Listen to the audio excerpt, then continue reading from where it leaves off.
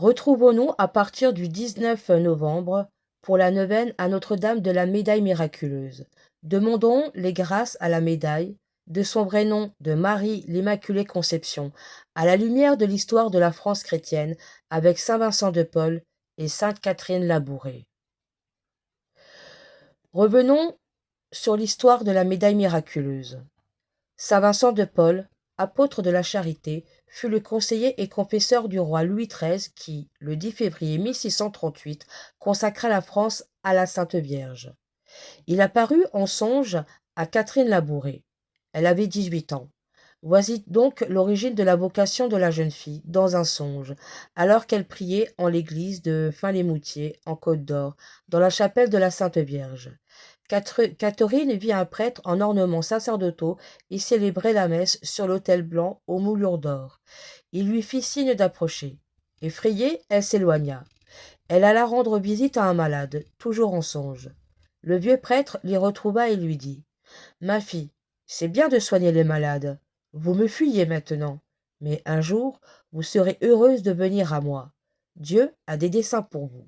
Ne l'oubliez pas. » Elle s'éloigna à nouveau, toujours craintive, mais elle eut chaud dans le cœur. Ses pieds ne touchèrent plus la terre. En passant le porche de la maison paternelle, elle s'éveilla. Ce n'était qu'un songe, mais, comme les pèlerins d'Emmaüs, Catherine pourra dire : « Nos cœurs n'étaient-ils pas tout brûlants lorsqu'il nous expliquait les Écritures ?» Ce n'était qu'un songe, mais ce fut un élan nouveau pour Catherine. Elle ébaucha alors des projets pour entrer dans la congrégation des filles de la charité.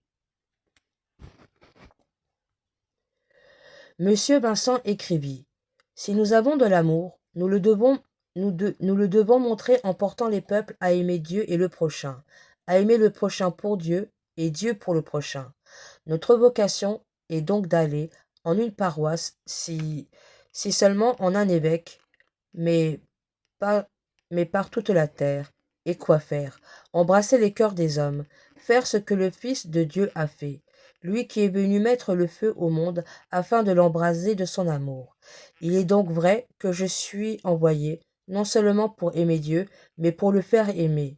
Il ne suffit pas d'aimer Dieu, si mon prochain ne l'aime. » Fin de citation. En révélant les deux cœurs à sainte Marguerite Marie, puis aux enfants de Fatima, Jésus et Marie demanderont la confession des premiers vendredis et samedis du mois.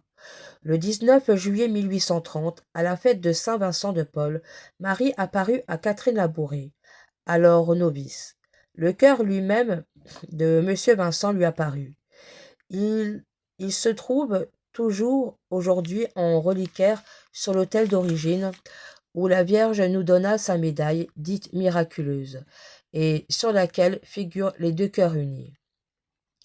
Entrons dans cette neuvaine avec sainte Catherine en nous laissant saisir le cœur par le regard du Christ à travers celui de saint Vincent de Paul, l'apôtre de la charité. Saint Vincent de Paul, conduisez-nous à votre suite, au cœur de Dieu, au cœur des pauvres et du cœur des pauvres au cœur de Dieu. Chantons avec vous, dont le cœur mystique veille sur nous, avec, en et après des cœurs unis de Jésus. Marie et Joseph.